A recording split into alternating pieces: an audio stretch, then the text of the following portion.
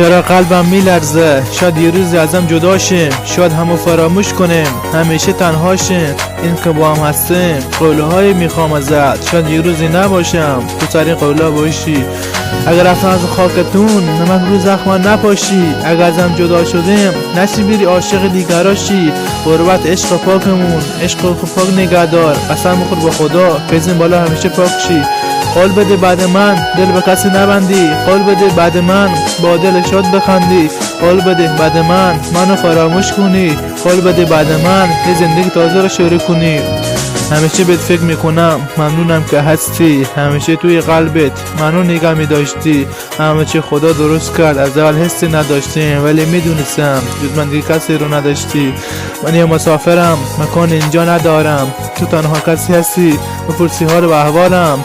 قسم بدم تو را به اون چیزی که نام گذاشتیم، اون چیزی که نامش مزاحم گذاشتیم. میشه شادی منو می‌پرسی و اگر می‌خوای که من همیشه شاد باشم باید سر این قولا باشی. خب این که گفته شد نمک رو زخمان نپاشی، اینه که اگر من روزی نباشم عاشق یکی دیگر شی، انگار با خنجر توی قلبم زدی و بعد داری نمک توی قلبم میپاشی.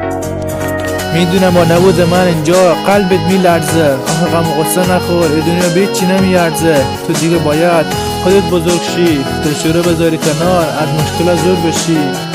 قول بده بعد من مثل اول باشی، قول بده بعد من خوشکلام و چادر به سر باشی، قول بده بعد من راز و نیازت به الله باشه، قول بده بعد من هیچ کس تو زندگیت نباشه.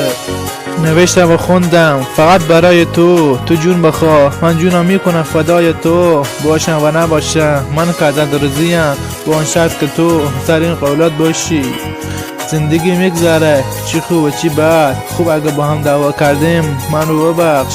نزا مزا هزازان هزمیزی شده خضو بزه، چیزون هزمیزی شده بسه سزر بزان وزا بزود زه.